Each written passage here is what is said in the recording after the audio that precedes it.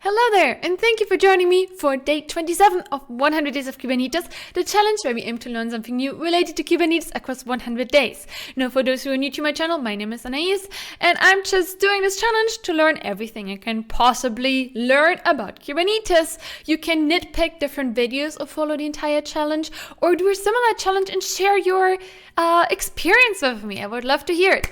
So, in the previous video, we looked at serverless. What is serverless? Why would we want it? Usually, you wouldn't necessarily connect serverless with Kubernetes or run serverless functions on top or an infrastructure on top of Kubernetes. However, I was introduced to this really cool tool called Knative that makes it super easy to bring serverless capabilities to your Kubernetes cluster. So that's what we're going to do today. Now, why would we want to do it? Let's dive first into a presentation that I gave last week, where I basically showed 2 slides that were supposed to explain it. So I hope they bring the point across. So I gave this presentation last week, and I can post down below the link to the entire presentation where I don't show as detailed on how to set up Knative itself, but this is really mainly about the value we get of tools from tools such as Knative. So in this case, imagine you're part of a development team, you want to develop a new feature or fix a bug. You develop that, then you test it. So there's maybe some back and forth between the development team and the testing team. Now, once the feature, bug fix, or whatever it was that you developed that you want to add or change in your application is finished, is ready, you want to deploy it, right? You want to deploy it to your running application. Now, you have to ensure that the changes still comply with your existing security configurations and networking configurations. So those are configurations that are probably set up with a lot of thoughtfulness in mind, with a lot of input, and you don't just want to break it whenever you make any changes to your application. Now, the problem is, if you don't have clear communication between teams, if you have really complex logistics between teams to make changes, to request changes, to request information between your team and so on, if it's a large team, then this entire process might take hours, days, or even weeks or months. And that's obviously a problem because you can't respond as quickly to your customer requests, to your vulnerability issues and so on, anything that is discovered within your platform code and so on.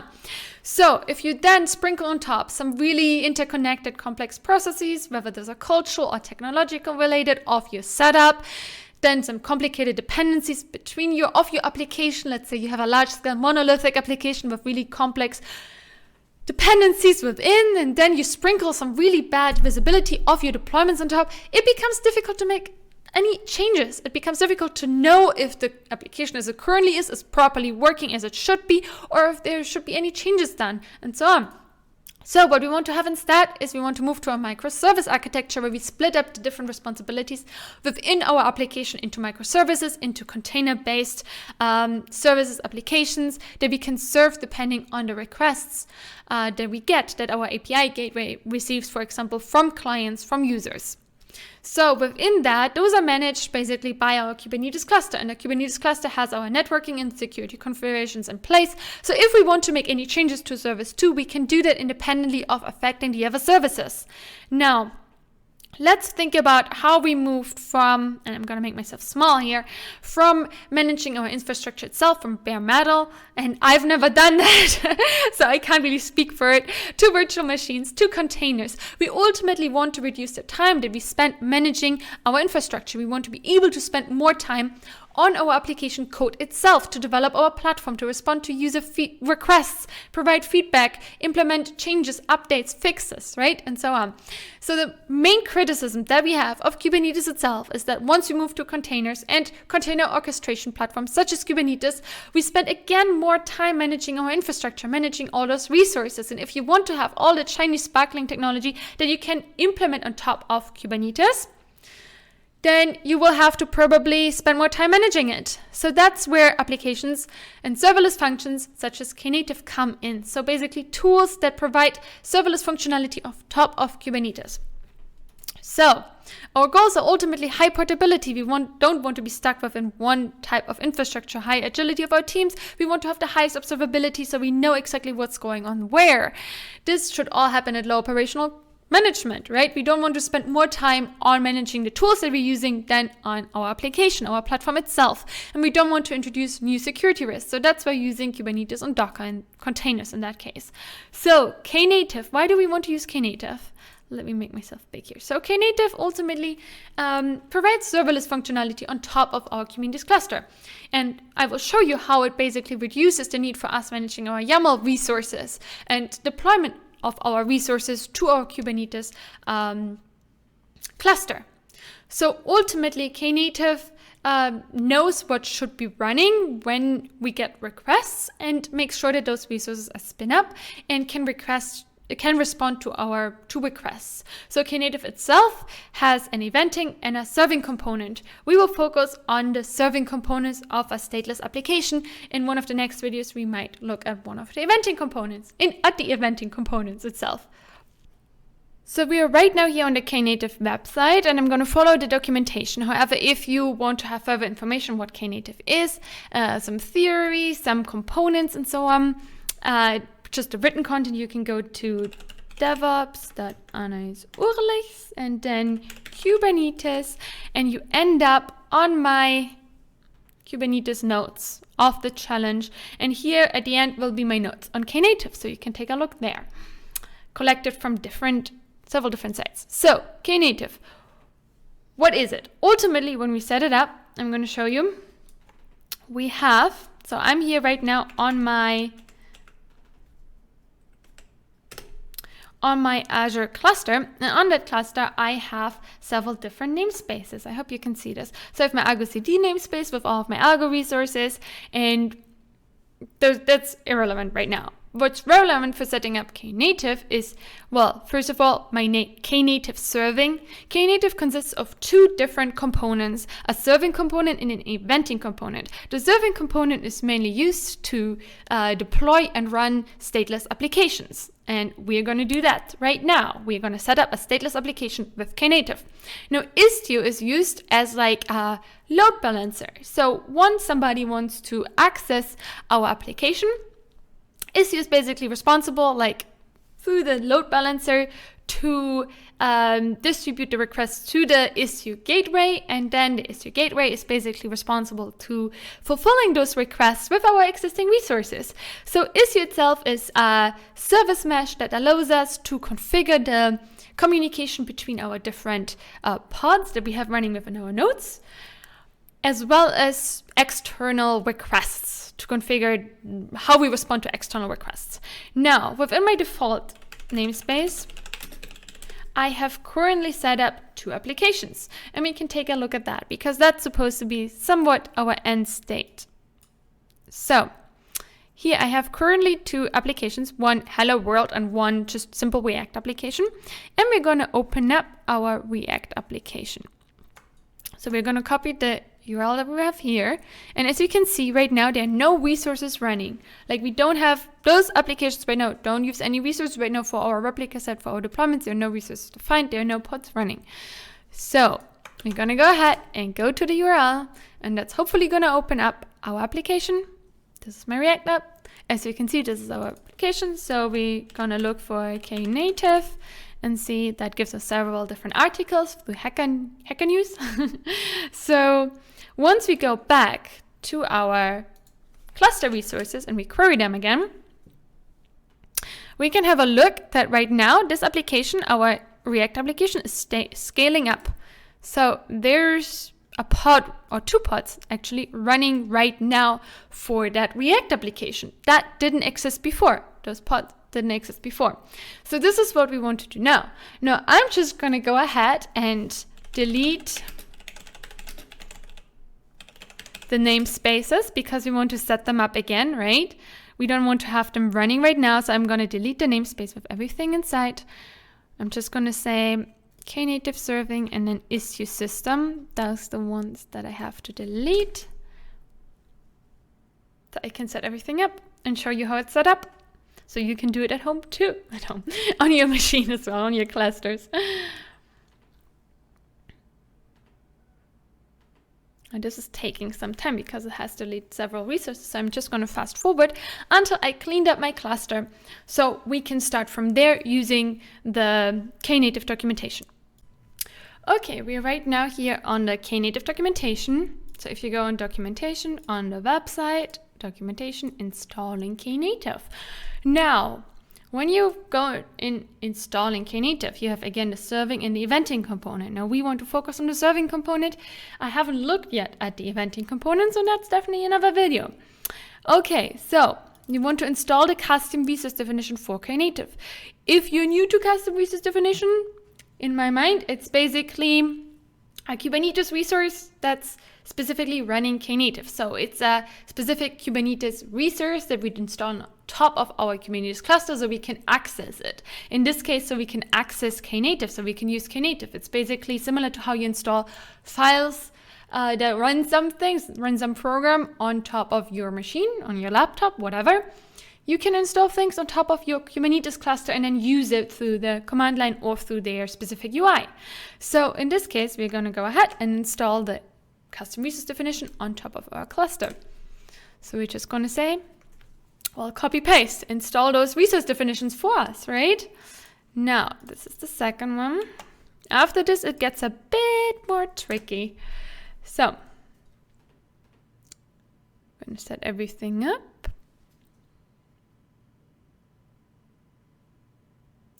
Now, I once got here at the end, I got an error message like this one. So that means that I have to delete a specific webhook. So we're going to do that now. So for that, I found this issue that basically gave me these two commands that I then just used to delete that webhook here, since that caused the error. So if we, maybe I still have it for version 20. And then the other one. So I'm not 100% sure what all of this does, but it's working. So, and now if we want to apply the file again, it shouldn't cause any errors anymore. So let's see, fingers crossed.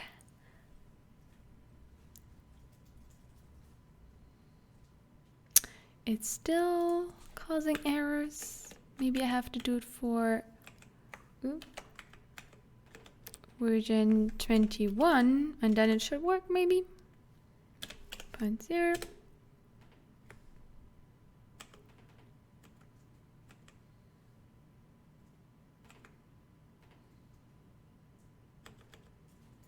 Is this the same?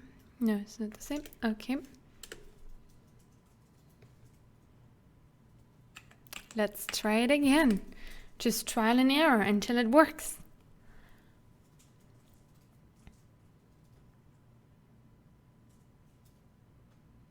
Okay, now as you see, this works now.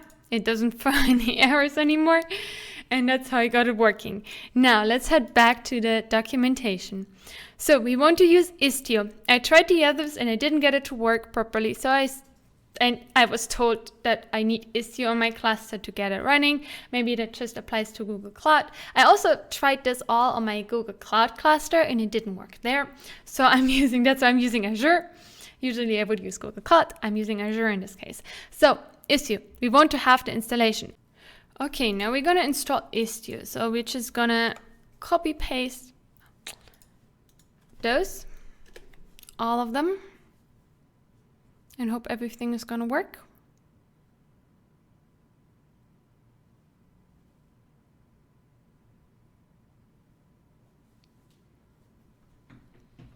It's like, okay. So this command next to install the Istio controller.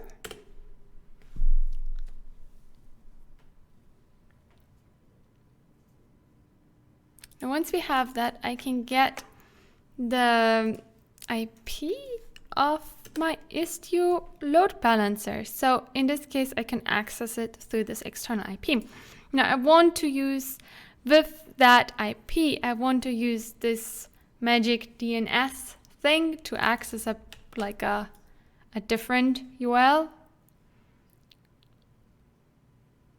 yeah, just read that. Make sure that that's all cool.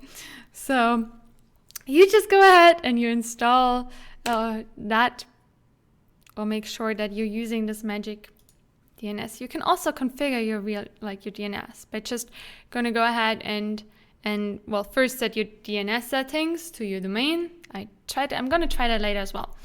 And then you make sure that it knows about it, that you basically patch the service or the, yeah. Anyway, so once you have all of that, we're going to make sure that Knative serving actually runs. Everything is actually running. So as you can see, all of these are running, all of the services I need. Make sure to follow the steps here, and because I did that once not do that, and then it didn't run these properly. As you can see, it also needs some restarts to make sure that another dependency is running before the other one starts. So that's all normal, should be all normal. Now, once we have all of that, I didn't look at the extensions yet, or other things that I can do with it. So let's get the namespace. And we have Istio, and we have Knative serving. Now, once you have set that all up, we can go to our application. So we're going to do that. We're going to open up our application. Let's zoom in a bit so you can actually see what is happening here. Now, we don't want this part. Just want to have a look at the deployment part. So if you're familiar with Kubernetes deployments, you know that usually you will need, like, for a proper deployment, you will need a deployment, you will need a service that manages your deployment and the communication, let's say. You will need a replica set that defines how many pods you need to run your application properly, and so on. And that's a lot of YAML that you will have to manage. With Knative instead, I have here literally just 17 lines of YAML. That's all. That's all I have here. So I'm going to be deploying this. Now, I currently already have an application called Knative React. Let's name this YouTube running, just to show you that this is actually working. Everything is working. So Knative YouTube. And we're just gonna YouTube it, Knative, and it's gonna basically, so what you do within the service file that Knative uses. Let's walk through this. Okay, so I'm gonna say that I want to install a type service with this API. So this basically tells Knative that this is a resource that it's supposed to use. Then I have some metadata, such as the name of that deployment of that service in this case, and the namespace I want to run everything in. Now I can obviously specify a different namespace here as well. I think that shouldn't matter. We're going to try that also out in a second. Try out different things to discover if it works or not. Probably better learning experience than Googling. So once we have that, we want to define, well, here's the important part, the specifications. And the specifications, you can look that up. I had some problems actually finding this part. So there's, by default, the container will run on port 3000, I think, from what I've seen on their example application. And in this case, I did the mistake of this application actually exposing port 80.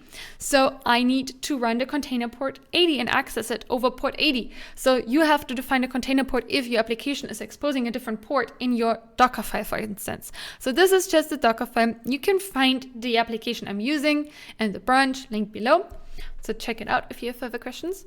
So we're just going to save that. Oh, what did I just do? We're just going to save this. And we're going to open it up. And now we want to do kubectl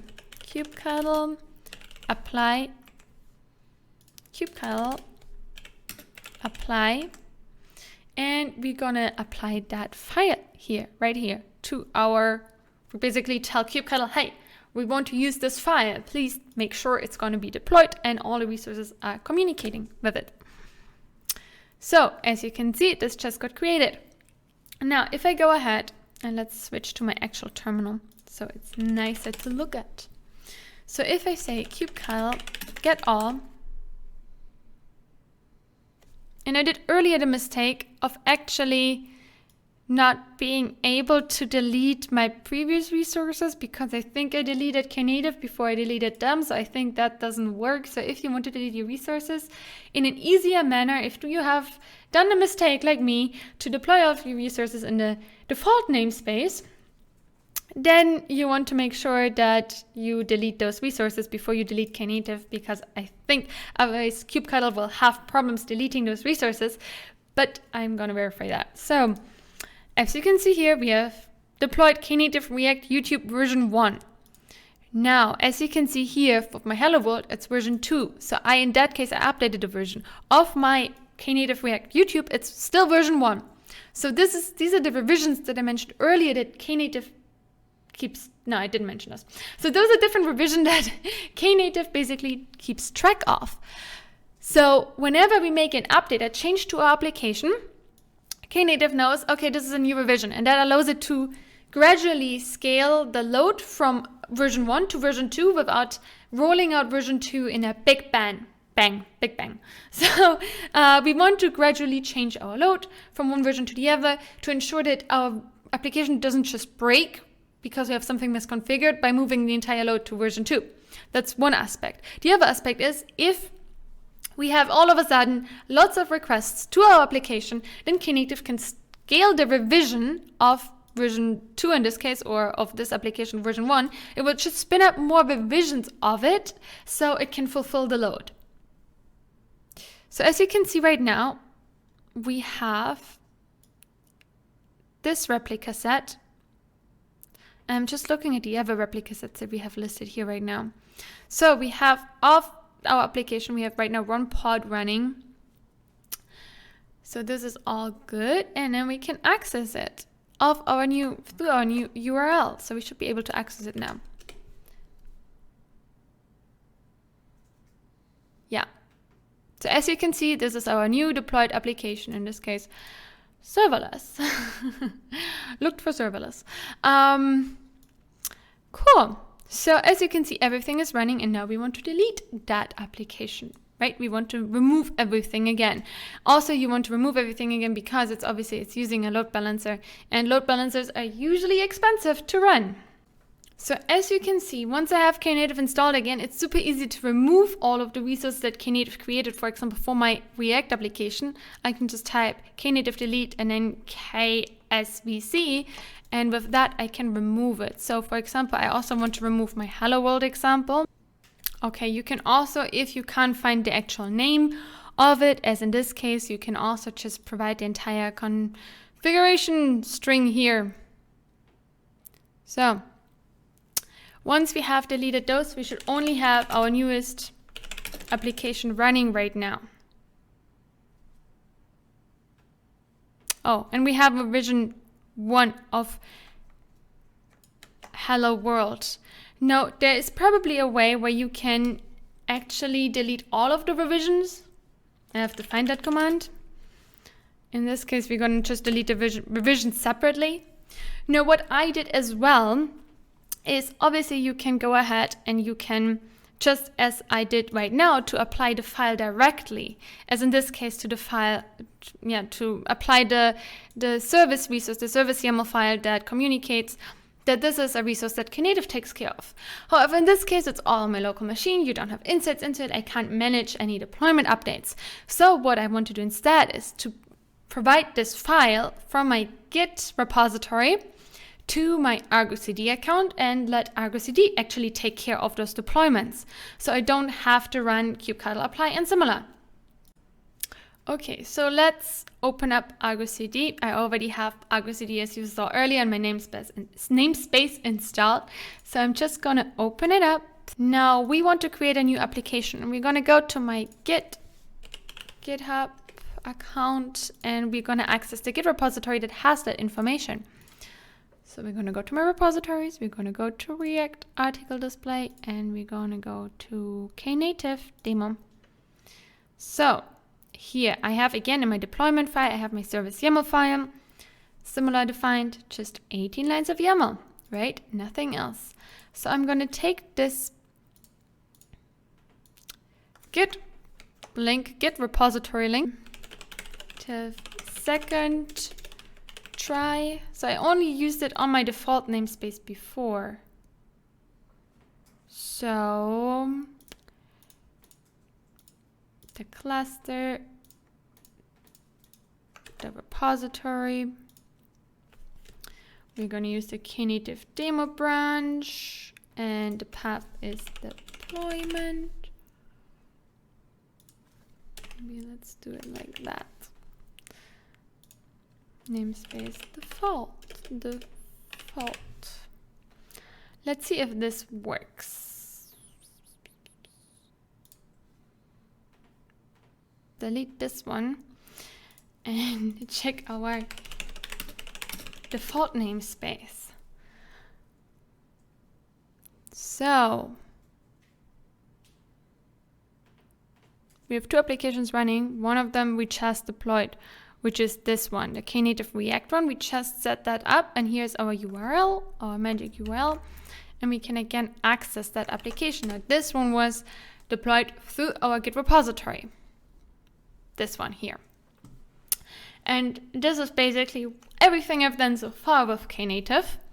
And once we use that application, see right now there are no pods running, and our deployment and replica set are scaled to 0. So as you can see, once I'm actually using that application, our resources will scale up again, which is, I think, pretty cool. So what to do next? Next, we want to install we want to use a custom URL, and then we want to also try out the eventing component. So this is next on my list, but I think this is enough for one video. So if you want to follow along, if you want to do something similar, have a look at the 100 days of Kubernetes notes and day 27 on Knative. Now this is it for today. I hope it was useful. If it was, please do remember to hit the like button and subscribe to my channel for upcoming videos. I would highly appreciate your support. Also, if you watched this far, you might want to subscribe to my weekly DevOps newsletter, where I share free online learning resources from across the space from amazing people such as yourself, weekly to your inbox every Sunday. Subscribe below. Anyway, I hope to see you in one of my next videos. Have a lovely day. Bye bye.